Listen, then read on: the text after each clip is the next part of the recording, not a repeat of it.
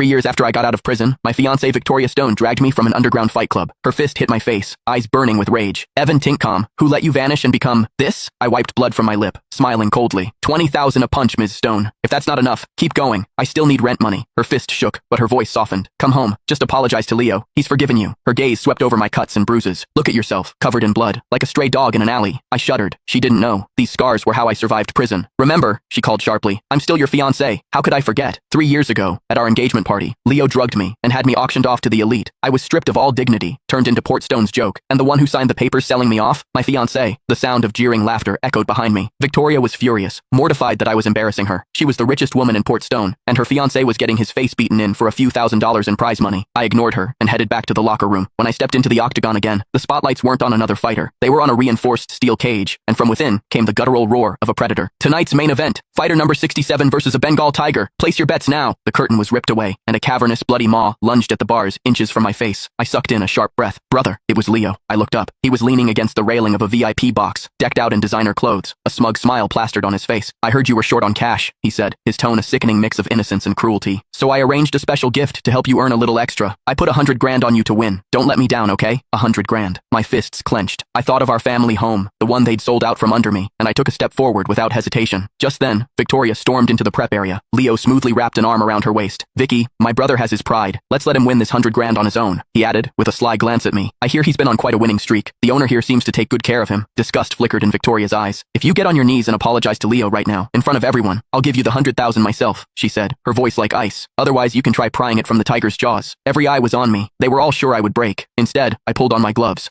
Victoria's face went dark, her eyes practically shooting flames. The tiger lunged. I somersaulted forward, dodging the attack, and landed a hard kick to its throat. But the difference in power was immense. Its jaws snapped shut inches from my skull more than once. Victoria's expression grew uglier with every passing second, but I refused to give in. After a few brutal rounds, my arm was a shredded mess of flesh and blood. Bang! A tranquilizer dart hit the tiger's flank, and the massive beast collapsed. Victoria threw the rifle down and grabbed my mangled arm, her voice a raw scream. Are you trying to get yourself killed? Blood dripped onto the canvas floor. Sweat beaded on my forehead, but I kept my jaw clenched. I didn't lose. Don't forget to send the money. Her hand shot out, her fingers wrapping around my neck. Her eyes were cold steel. You're hopeless. Since you're so desperate for money, maybe I should have just let them sell you for a good price at that auction. My body convulsed. The world spun, and then everything went black. As I lost consciousness, the secret I'd overheard all those years ago whispered in my ear. Ms. Stone, we've completely ruined his reputation tonight. That should be enough to satisfy Mr. Leo. He brought it on himself.